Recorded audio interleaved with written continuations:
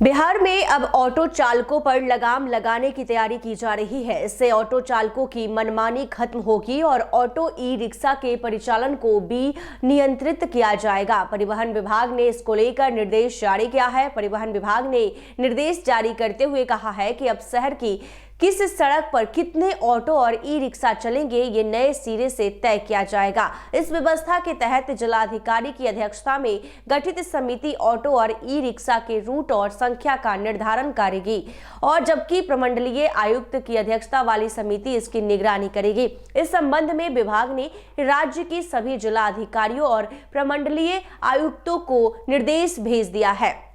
निर्देश के अनुसार रूट के हिसाब से ऑटो और ई रिक्शा को अलग अलग रंग और कोड आवंटित किए जाएंगे। इनमें लाल, पीला, नीला और हरा जैसे रंग शामिल होंगे ताकि रूट की पहचान आसानी से हो सके। जिस रूट के लिए अनुमति दी जाएगी, वाहन का परिचालन अनिवार्य रूप से उसी मार्ग पर करना होगा।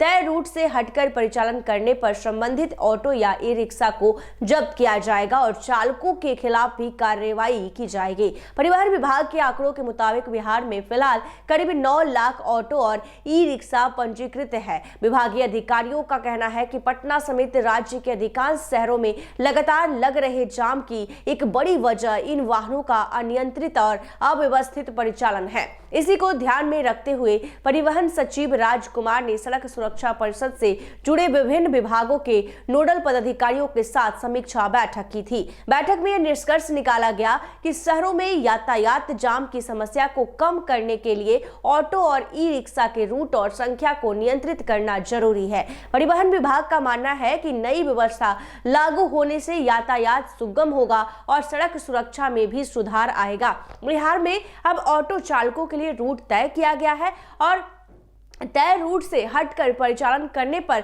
संबंधित ऑटो या ई रिक्शा को जब्त किया जाएगा और चालकों के खिलाफ भी कार्रवाई की जाएगी। परिवहन विभाग ने सख्त आदेश जारी किया है कि अगर कोई भी ऑटो या ई रिक्शा हो और अगर अपने जो है कहीं ना कहीं रूट से हटकर कहीं भी चलाता है तो उस पर कार्रवाई की जाएगी और उसका ऑटो या ई रिक्शा जो है जब्त भी कर लिया जाएगा। तो आपको बता दें कि परिवहन विभाग की ओर से यह दिशा निर्देश जारी कर दिया गया है और साफ तौर पर कह दिया गया है कि अब नीरे जो है नए सिरे से रूट तय किए जाएंगे और उसी रूट के हिसाब से ऑटो और ई रिक्शा चलाए जाएंगे, क्योंकि जिस तरह से बिहार के अलग अलग जिलों में भी जाम की समस्या काफी हद तक देखी जा रही है। इसका प्रमुख और मुख्य जो सबसे बड़ी वजह है ऑटो और टोटो, यानी कि दोनों की संख्या लगातार बढ़ रही है। करीब 9 लाख ऑटो टोटो जो है पूरे बिहार में बढ़ चुके हैं, पंजीकृत हो चुके हैं और ऐसे में कहीं ना कहीं सबसे जो मुख्य कारण है जाम लगने की और